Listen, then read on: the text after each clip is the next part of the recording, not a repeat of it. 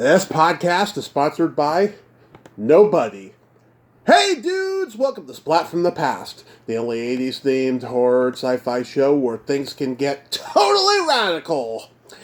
Now, I am so excited for today's show. I'm doing a belated Valentine's Day episode because we're going to be talking about a romantic comedy. I know all month long I've been promising romantic comedies, but so far this guest is the only one from a romantic comedy I've been able to book for February, and I am talking about Rachel Reenstra.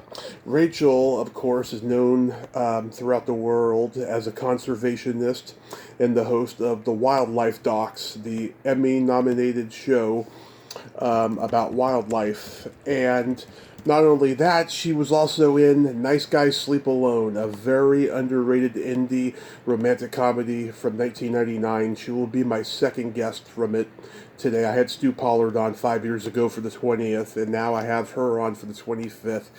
And she's also a stand-up comedian, very funny. Go check out her videos on YouTube.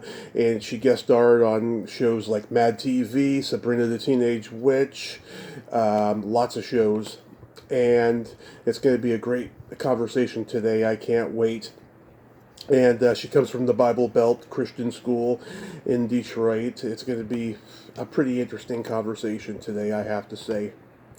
So, here is my interview with Rachel Reenstra. Hello, hello. Hey, Rachel, welcome to the show. How are you today? I'm good. How are you doing? I am fantastic. I can't tell you what a great honor this is. Thank you so much for taking the time today. Did you lose sleep over it? Were you that excited? Yeah. Was it really? were you really? You know, is that just is that just the warm up? Because I'm on the meter of authenticity. I'm not sure where you're at right now. Yeah, I that's funny. I lose sleep about negative things, but never for positive things. I know. I thought about that too. I was like, yeah, I guess you don't tell people that. You ever? Does that keep you up at night? Why can't we stay up at night just being so excited? Yeah. God, such a great day. I can't sleep. Yeah, too much caffeine. Yeah, well, there's that. I just don't think there's excitement. Maybe like the night before there's a big event or something. I don't know. How are you doing? What's happening in California? Nothing much. We keep having bipolar weather. We don't know if they want to be sunny or cold or rainy or whatever. Oh, no, they gave it a new name. Didn't they give it a name? They gave it a name. It's like atmospheric river. The atmospheric storm is just what they're labeling. Hashtag HAARP, HAARP, not the stuff angels play. Yeah. I went conspiracy. In the first 40 seconds, I went conspiracy. Is that even possible? So, going back in time, did you gravitate toward acting and comedy early on in your childhood? No, I thought everything was tragic. I was a very sad and lonely child. Uh-huh. No, I had a great childhood. It's actually embarrassing. My parents are still together. I'm the youngest of four. We're all 2 years apart. And my whole family's really funny. But they're more funny, like, and they're intelligent, but now I'm learning intelligence doesn't necessarily mean book smart. I would say that I spent my entire childhood trying to, whatever it was, debate and prove everything and anything, because they loved to argue, but more for to win. So, I kind of was the youngest, and the youngest always has issues because we're trying to find our own identity. So yeah. So they're cut-ups, is what you're trying to say. But they're they're like Harvard educated, and they're fully indoctrinated. So if you have a different thought that might not be on that school exam that you took last Friday, that it kind of breaks the matrix for them. So I think I've always thought differently. And I didn't think I'd fit in until I moved to LA, and I thought, a bunch of freaks live here. We all kind of were the island of misfits. So when I got into comedy in Second City in Chicago, lived there for about 4 years. I'm from Michigan, so it wasn't too much of a I could still go home and do laundry. And and then I moved to LA in '94. Yeah. And when LA was like, just different now, isn't it? Like, I think it was kind of more, I just read a story yesterday. It was less like right where I used corporate-y. to live. There's meth heads just tearing up restaurants on Yeah. Laurel Canyon and Ventura, and the cops are like not available. They get put on hold at 911. Yeah. Did you move there right after the hurricane or the earthquake? I'm sorry. Or yeah, I know. I always get the natural disasters messed up too. But they're doing that to you, by the way, because they're like, "Did you move after the atmospheric shaking?" Nope, I've remained here since last summer. Okay. Yeah, I moved after the atmospheric shaking, the big earthquake. I moved to LA right after it happened. So my mom, of course, didn't. No one wanted me to move. My parents were like, "Why are you going all the way across the country?" And then when that happened, they were like, "See, now you want to move to that big city full of earthquakes and fires." My mom doesn't talk like that, by the way, but that was I was exaggerating for creative purposes. Yeah, so I moved here, and I really loved it. I loved LA. I loved the people I met, the creative people I met. I loved, never knowing when I was going to get another job. That was fun. Yeah. It was always fun.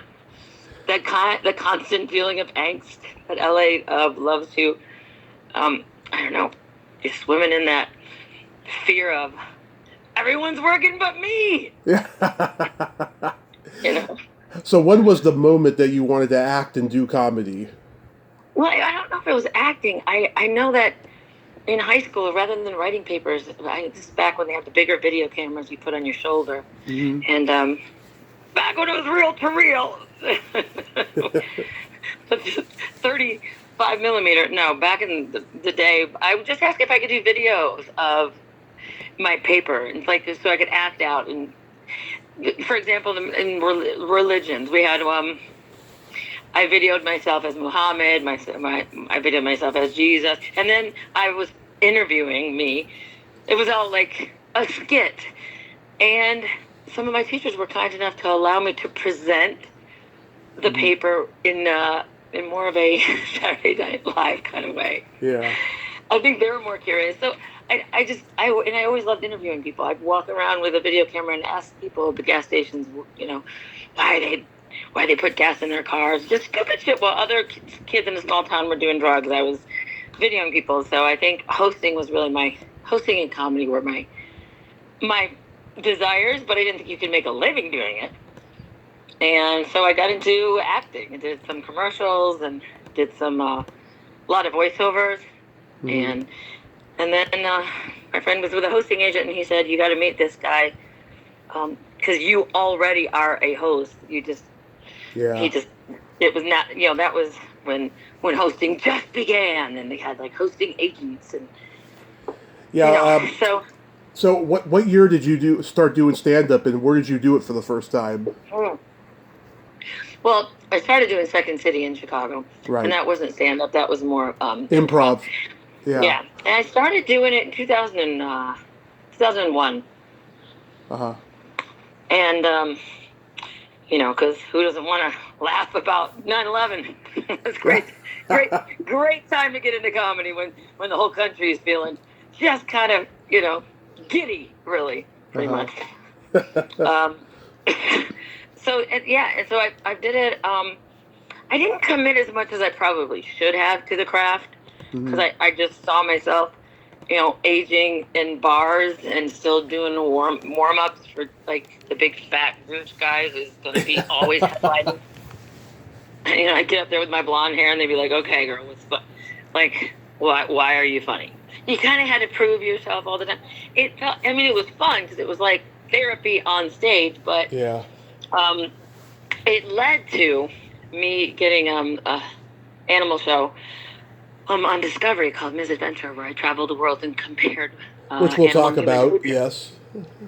Yeah. So, but I got to tell you, because I did comedy, it made me stand out a little bit more than just the 1 in a million blondes in LA. So it wasn't just like, oh, there's just another kind of pretty face. She's funny. And that really helped me in my career because I had something that, not every not every girl was doing at the time. So Did you perform at the Comedy Store? I did. Oh my God, the Belly Room. Yeah. I really like that room though, because it's like more intimate. It kind of feels like you're in like your uncle's dining room, and it's like you're just kind of, you can see people. It just feels more. I like that stuff, and I miss it more than I thought I would, because I love the improv. I performed there too. I performed at all the places in LA, and then I performed places, different places in the country, which is way better. Yeah. Because there's so even Rancho Cuca fucking manga, they're just happier to laugh. They're not jaded. They're not all actors or friends with actors sitting there waiting for their friend to go up. Yeah. So it was more fun doing it in other places. But did you play the Ice House? That was funny. You should say that. That is the one bit that won't go away on YouTube, and I've seen the video. Yeah, except for here's what they're doing, dude. They've used clickbait. I am clickbait, and I can't make them take that down. Look, I hosted a kids show on ABC for 5 years, wildlife show, and the name of my stand-up, to get you to click on it, obviously, it is some of them I didn't want to say, but one of them was like, everyone wants to have sex with me. Now my comedy's rated G. I do not talk about sex. I do not. You can't do that. If you ever wanted a spot on late night, you don't put that out there. Yeah. But they are labeling it that, so someone will click on it, and I'm most likely be disappointed because I never speak about it. So I don't know what to do about that. But that was at the Ice House, and that was a great set. So at least I played the Ice House once. Yeah. Yeah. Did you like it? I bombed, so it wasn't that great. But what night was it? It was an open mic night. What do you do? What do you expect? That's literally like that's going into battle without armor. I mean, that's literally like you're just, and then you're like, I don't know why I got shot. Yeah, well, it was 8 years ago. Did you ever go on the road much to San Francisco? No, I wanted to, but I mean, fortunately, I got the TV show that took me away from all of that, because for both shows, they didn't want me to do stand-up. Well, and the reason was because, let's say, maybe I say the word shit every now and then, right? And if that happens and somebody records it, this is when the phone was coming out, young man. Yeah. This is when the iPhone recording devices were coming out. Yep. And they were too paranoid that somebody, and I didn't blame them, but I was kind of bummed because that was in the contract. So I couldn't do it for most of my TV career because I might say something, or somebody says that. It's all about, once you're on TV and you get into the corporate run system, which is what television is, they kind of tell you what to do and what you can't do. Yeah. You had a great line, though, in that stand-up video. You said, I was an Aquarius and he was a homosexual. So, I think you know this, as a comedian, and you could change that up, too. I've changed it up. Like, I was a this and he was an asshole. You whatever that is, they're waiting to hear the element of surprise, right? So I had a couple go-tos. In case I'm trying a new joke, I had 4 go-tos that not one time did I say it where somebody didn't crack up. Like, you know what? It's sort of that safety toolbox you take out and you go, okay, didn't like that one, so I'm going to talk about the... And I knew that one. It was going through a breakup. And you can stretch it out real long. And everyone's, oh, and if they're a good audience, they're like, oh, that's okay, that's okay. I should have known from the beginning we weren't compatible, because I didn't know anything about star alignment or anything, but you don't ever want to pair up with the match that I had, because I was an Aquarius, and he was a homosexual. Yeah. See, you got the go-tos, and then when I take my hair off, that was always a go-to. That always worked. Yeah. So when you were at Second City, who was there? Like anybody we would know from like Saturday Night Live or something? Yeah. Tim Meadows. Oh, yeah? Yeah. Who I feel is like one of those comedian actors who's in a lot and he still consistently works, but he's not like the Eddie Murphy or the Kevin Hart or he's still good. But, you say Tim Meadows and it's not, you might know who I'm talking about, you might not. Yeah. There was a lot of, they were like about 3 or 4 years ahead of me, but there was some, oh my God, so many of them are dead now. Who's the big, why am I blanking on his name? The big fat dude with the... Farley? Yeah. Yeah, Farley. Yeah, Chris Farley and Tim Meadows, they were there together. I know that. Yeah. And so it was just fun because like oh yeah, we're going. Do you know Mark? Do you know Mark Beltzman? Not sure about that one. No. Okay, he may have already left by the time you got there. He was there like around late '80s or something like that. Yeah. Wow, that's crazy. Did you ever try to get on SNL? You know what? The thing about SNL was there was an audition, and I thought about it, and I thought, you know what? They really need you to be able to, in order to get on Saturday Night Live. And I was good with comedy, and I was pretty good with improv. But what I couldn't do, my friend, is impressions. Now, I could do Kamala Harris pretty good right now, but like back in the day, they were like, okay, do 3 spot-on impressions of somebody famous. And I'm like, that's where I couldn't do it. And if you can't do impressions, you're not going to make the cut. Yeah, I know. It's a real cliquey, kind of a club kind of a thing. Yeah, that's what people have told me. Yeah, what I love hearing, though, are the stories of, like, the really famous people or the really successful ones that tell the nightmare stories of how they were only on for a season, or I don't know if I was listening, was it not Will Ferrell, but I was listening to somebody going, wow, you're treated just like shit. And you're so talented now, and just what they went through. I think I heard him on Howard Stern, just the interviews about people from Saturday Night Live who were really thought they made it because they're on Saturday Night Live, and then they're like fired after 1 season, or they get like no bit parts in any of the skits. Like it's just, oh God, it seemed like I think it'd be exciting to be on it, but Saturday Night Live just went downhill. Oh yeah. I mean, well, we could be here till next week talking about that, but let's move on to something more positive. You got to be on MADTV. Yeah, I wish it was more than just the one skit. Yeah. It was, and it was just it's kind of like I was upset because as a comedian, I know that it could have been so much funnier, but you have to just do what they wanted you to do, and it was, what's that dude's name where he kind of went crazy, and a black comedian, and he I don't know. I'd never really watched MADTV until recently, so I don't know the whole history of the show. Oh, really. okay, no. Yeah, we were doing a skit about him because recently he had just sort of gone crazy and started running through Beverly Hills, screaming, "They're gonna kill me! They're gonna kill me!"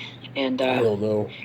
He had a really good career. He really did, and I think he still works every now and then. But so there's a couple of skits I did, but I didn't stay long on MADTV. Same kind of deal. And my God, the pay is horrible.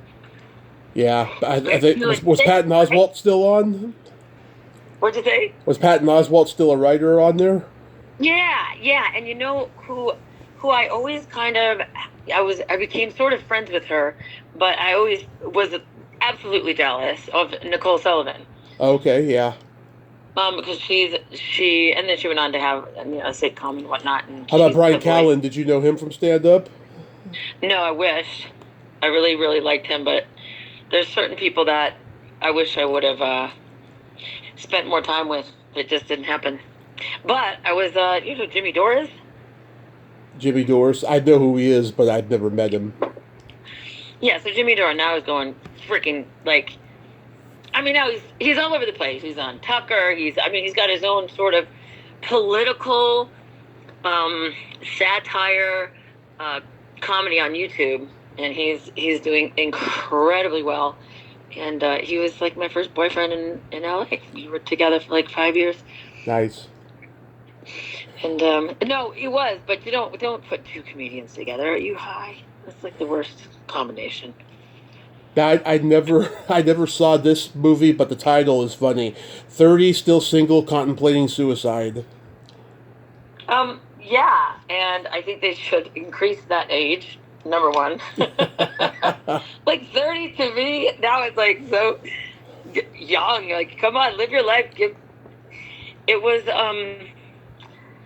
yeah, it was a friend of. It was such a weird connection. My dad had a friend that lived in LA. His son was a movie producer or whatever. This was like one of his first movies, and through that, he got a hold of me and auditioned me, and it was and is a funny movie. I would think it would have more of a cult following because it's one of those like everybody can get it. Everyone understands. Everyone understands the dating misery. But I played the girl he ended up with. The girl next door, the girl that's like just that cool friend that you could, but man, the guy who starred in it, he still is doing really well. His name is Chris. I can't think of his last name right now, but and I know. And then there's another one, Nice Guys Sleep Alone. Was that it? Yes. Let's talk about that because I love that movie and it got me through a bad time in my life. How did you get cast in it? Well, remind me, why did that get you through a bad time in your life? All right, I got diagnosed with obesity the week of my 23rd birthday, and so I had to lose weight. I did end up losing weight in 9 months, and that's a whole nother story. But during that time, I started doing stand up, and I was trying to figure out what my persona was going to be, what my angle on stage was going to be. And at that time, I was a guy who couldn't get laid and I couldn't get a date. And there was this phenomenon going on in Hollywood. Everyone was satirizing the nice guy who couldn't get laid. 40-year-old virgin, just friends. And then I discovered Nice Guys Sleep Alone. So I started watching it over and over again.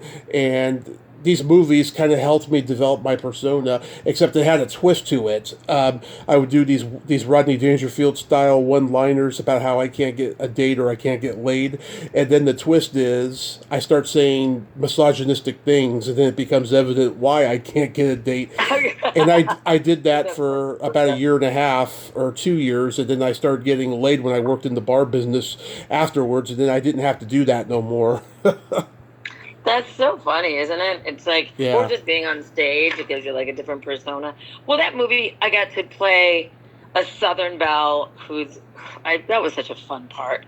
I wish I could play more of those because I kind of encapsulated the most annoying Southern, judgmental, you know how they're all like, a bunch of us are getting together and I'm judging the girl that's there who's, I don't remember what I was judging her about, but I can tell you. Oh, really? So okay. you're a soon to be expecting woman having a shower with girlfriends, and I can't remember what you said there, but then there's the part where you got the brass knuckles and you're like, let's go kick his ass, and then Stu ended up cutting a little fantasy moment where you're all the Wild Bunch, and it was hilarious because it's on the DVD. Oh, it is? Oh, yeah. Oh, God. You know what? I don't even have that DVD. I should get that. Oh, my God. Yeah, get it. It's great. That is so... Okay, let's go. Because when they let me improv, it's the best for me. Because then I have so much fun. But you know how the Southern girls are. Bless her heart. She's now... Oh, yeah. He can't seem to remain loyal. Bless her heart. You're just digging into some kids. But bless her heart makes it okay. Bless her heart, poor thing. And she's got a drinking problem, but bless her heart. Bless her heart. She had a tough childhood. It's just that whole... So that was fun, and I remember the most just flying to, I believe it was Kentucky? Yes, Louisville, Kentucky. Oh, God, Tommy, it was just, it was so beautiful. And maybe it was because the summer, it was just these big, big, gorgeous trees. And I'd never seen so many stars at night and these big, Southern homes with the porch and the swing. Mm-hmm. It was just, I just loved that part. Yeah. But I don't think it's true, by the way. Nice guys don't sleep alone. I mean, I get that might feel like it. I think it's I think every girl goes through this stage of wanting to date the asshole. It's not like we think he's an asshole right away. But what's so funny, I think about the assholes I have dated, and they tell you right up front. And it's, I remember laughing, going, no, you're not. You know what I mean? Yeah. And I look back and I go, that was the first date, Rachel. And you just kept going for 2 years? Yeah, so how did you get that part? Was it just a standard audition, or did you know Stu already? I gotta tell you what, that was so long ago, I don't remember. Because you just said Stu, and I just saw his face in my mind. So much has happened since then. I think that was even before the misadventure and the animal stuff. But I don't know if I don't remember auditioning. Okay. So I think it was maybe he saw my stand-up or something. But it was... both movies that I've done. No, and then I did a movie called Sedona. Yeah, that was the most the irony of that, right? I never saw it, so well, I couldn't tell you. You know, so I play Frances Fisher's executive assistant. Okay. Her car breaks down in Sedona, and then an adventure ensues, and all these spiritual stuff happen. Everything's meant to be. It's like a Hallmark movie. But what's weird is I did that about 10 years ago, and now I'm living in Sedona. So it's irony of irony. Well, is it? Don't we always say, does life imitate art, or does art imitate life? Exactly. Does art predict life? I gotta ask you, what was it like working with Sybil in that movie? In Nice Guys Sleep Alone. Remind me who Sybil is. She's the female lead in Nice Guys Sleep Alone. And okay. I tried to get her on the podcast. She was so rude to me, I'll tell you. I mean, beyond rude. I'm gonna tell you, like, again, when you said Stu, I remember his face. And I remember having some good laughs with him. He was a nice guy. Yeah, when I interviewed him 5 years ago, he was in the waiting room of the hospital. Someone in his family had to be in the hospital, and he was, like, in the waiting room. And we talked for 30 minutes while he was in the waiting room. It was pretty funny. Yeah, he's like that. Like, he'll just do it. And he's but I remember there was, as there is on, in a school or a camp, when you go to summer camp, there's always someone that has a little bit more of an attitude than they should, like the bitchy stuck-up girl. Do you know what I mean? Yeah. And that's kind of, I think that if I'd have to look her up, but who you're talking about, why would she not be interviewed? What's she doing? What's she doing more important than, like... She left acting about 10 years ago and then became a writer and failed. She wrote for some failed show. I can't remember the name of it offhand, but I don't know what she's doing now. She's probably just bitter or something. She's a professional bitter. That would be funny if you could actually go into that. Like, she retired in the bitter. But Sean O'Brien, the lead, he's still working, and he's a talented guy. Yeah, oh no, I remember Sean. Yes, oh my God, these names are so funny. But tell me what's really weird is that after the definitely interesting variety of things I've done in my career, from an infomercial about a bidet, which I thought I was auditioning, Tommy, for a duvet. So I get there and I'm ready to audition, and they hand me a roll of toilet paper, and I'm like, what? Oh, it's for a bidet. At the time, I didn't even think I knew what a bidet was, but needed the work, so I'm reading the script, and I can memorize really easily, and that's why I worked a lot with infomercials, because they know if the teleprompter or whatever break down, I have a perfect memory. But I said to myself, it would just be God's biggest joke if I ended up booking this and it went national, and I did. So there I am, holding a roll of toilet paper, talking about how great it is to. It's refreshing and so much more. I remember just saying that, and so much more. The guy, I feel like all sexy. Yeah, the guy who played Sean's sidekick, Blake Stewart, he steals the movie. He's like Damone in Fast Times at Ridgemont High. I found him on LinkedIn, and I sent him a DM about coming on the show. I never heard back, but he was great. I thought he should have been like a big star. You know what? That's the thing about the 25 years I spent in LA. There are so many great, talented people that ended up leaving the business, and it was really depressing for me because I saw a lot of people without talent become really famous, and a lot of people that just, oh man, you know what? They gave it as much as they could, and I don't like to say that they failed because they didn't end up being a household name. Mm-hmm. I'm impressed with people that even are able to do it and mm-hmm. to risk everything it takes to be in LA and to throw yourself in that environment. And okay, this is a bold admission. I'm going to be honest with you. Hollywood doesn't want artists. They want obedient workers who are going to co-sign their bullshit, which includes sexual assault, pedophilia, and capitalism. I think you just basically said everything I talk about on my TikTok. Yeah. I think I now know the name of my TikTok channel will be. No, really, it's sad. I wasn't aware that much, Tommy, because I was, first of all, when I had the animal show on Discovery, I was traveling. I was in 18 different countries. I wasn't really a part of the business. I was on TV, but I wasn't even in LA. I was, so I didn't know that. And then I started to see, okay, they wanted, the meetings we'd have and what they were doing background checks on me. And okay, so, because they really thought Ms. Adventure was going to be like the most famous show ever on Animal Planet because I was the female crocodile hunter, that guy, like Steve Irwin. Yeah. And I started to see then the amount of like corporate bullshit behind the face of anything, and it kind of scared me a little bit.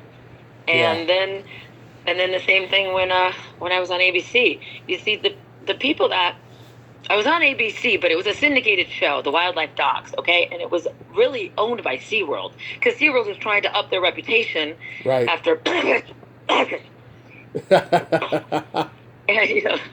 the two words you shall never say, and so they had the Sea Rescue show. It's that 5-hour programming on Saturdays, the educational programming. Right. And I know it was a great idea, but what's weird is that corporation, that's when I saw more what was behind closed doors. And so I'm glad I am where I am, and I'm glad I didn't have to. I know it could only last a certain amount of time. No, I still auditioned. I don't have to be in LA, but for like a Kia commercial or voiceover for a video game, but I didn't feel like, I think they knew how much they could control me, Tommy, and they knew I couldn't be controlled or programmed, and I wasn't about to sacrifice my body temple and get anything injected in me to get a part. And you can't tell me that I had to. So I just knew.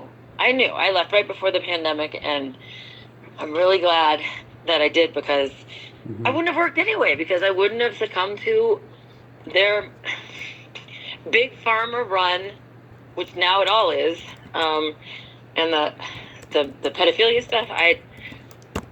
Disney, all that kind of stuff, it just keeps unveiling and unveiling and unveiling. That's what apocalypse means anyway. Yeah. So it's all gonna come out, Tommy. Well, let me ask you. Were you always an animal lover growing up? Oh yeah, like unhealthy animal lover. Like I would like, my mom would have to console me for hours if I saw a dead squirrel on the road.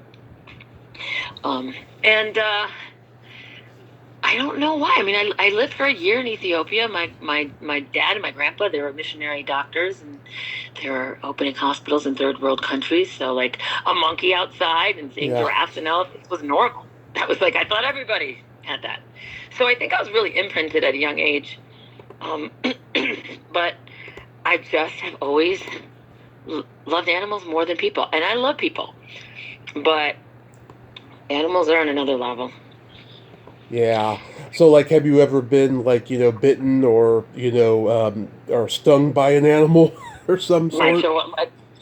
My freaking chihuahua. Yeah. In the face. But he had diabetes, and he was 13 years old, and I was learning how to give him insulin shots. So I don't blame him completely. But no, I find that, I was in the, pretty scary environments. I was swimming with sharks. I was rappelling into bat caves. I was in Um, I almost got trampled by a zebra, a wild zebra. Those are you would not think that would be the scariest animal, but the guy that was feeding him in this nature reserve in South Africa just could have almost got killed because zebras are so protective of their females. So no, I haven't, but I have a lot of scars on my arms and my legs from these, they called it the cubs, lion cubs, but when we booked that episode, they were really small, but when we filmed that episode, they weren't so small. So they think they're playing with you, but I got some pretty deep wounds from a little cub that was about the size of a Great Dane. Yeah. So did you go to the zoo a lot and like spend time on farms as a kid? I couldn't handle circuses or zoos. I really just would cry because I could feel the pain of the animals being in jail. Really, just what I felt like. So no, I had no desire. I didn't want to. But growing up, and even in LA, I would save up money, and then I would travel and go to a nature preserve, like in Australia or wherever I went. I'll look up where the animals are. Right. In a nature preserve more than a zoo, and then I would film. And so that's what's so weird when the show Misadventure came up and they're seeking the female adventurer for Discovery, they had me make my own audition tape, which I was so glad because they're like, please show us that you've had experience with animals. And I'm like, oh my God, you mean I don't have to invite my friends over and force them to watch my VHS of my trip to Australia? Mm-hmm. I already had it all. Everything that they said they wanted, I already had it. So all I had to do was edit it together. So, yeah. I'm sure you remember the Tonight Show when Johnny would have Joan Embry and Jim Fowler on. I know. Of course. He used to. Of course. There'd be these little monkeys or these little lions, and they would piss and shit on him. Yeah. I mean, that was back in the day. We couldn't wait to see that because the way Johnny in his funny conservative way would react, and then also the way that animals are unpredictable. And that's, I think, a fun thing to see because in a scripted world and scripted TV now, even reality show isn't real.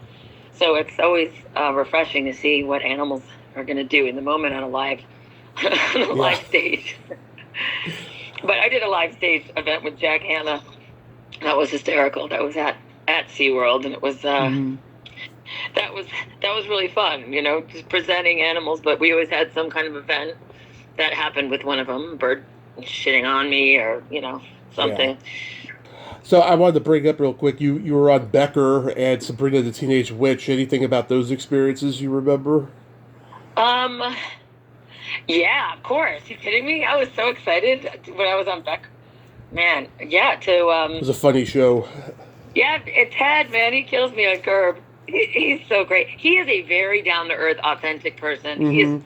I didn't feel any ego from him at all. I just really enjoyed talking to him and being on the set, and it was just, that I could have kept doing that kind of thing because that was it was good. You're working with people that you admire. It's just a really cool feeling. So I really enjoyed that. And Sabrina the Teenage Witch, I think I played another pregnant. I don't know why. I've never been pregnant that I know of, Tommy. But yeah. I seem to play one all the time on. You're the woman with the baby. Huh? You're the woman with baby. That's the credit. Oh, my God. Yes! I think it was called Oh Baby. Or that was the name of the episode or something.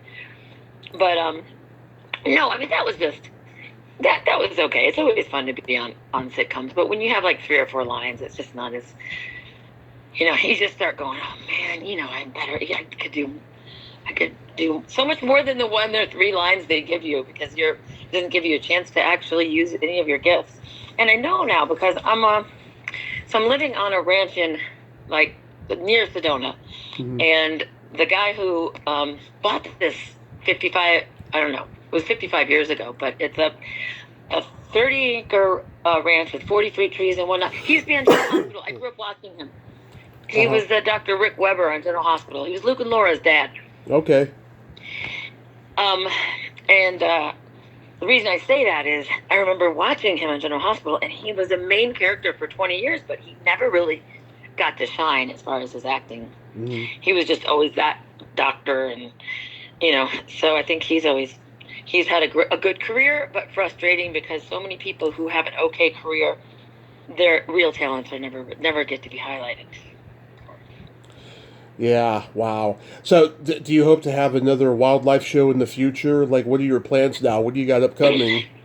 Well, what I was going to do, right, I moved to Sedona to take care of my parents because my TV show ended in 2018, and so I moved here just to stay here for like 3 or 4 months because they retired here to get out of Michigan in the cold.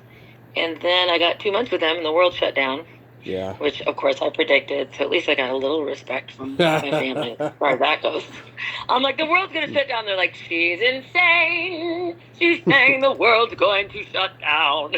Put her away. and then when it did, they're like, what the fuck, Rachel? I'm like, yes.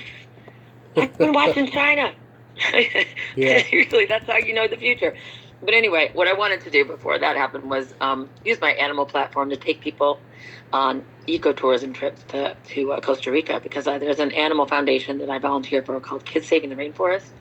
And it's really incredible. So I co-partnered with a travel store. It's called the Travel Store. And I take people on ecotourism trips 3 times a year. It's like 15 people. And it's a 10-day trip, and it's heaven. It's a couple days at the volcano, a couple days at the waterfall, a couple days looking over at the ocean, on the mountains and the rainforest, and also just getting back into nature and learning what we can do to help the planet and connect again. And instead of going on a cruise and getting drunk, let's have a travel with purpose. So that was my intention.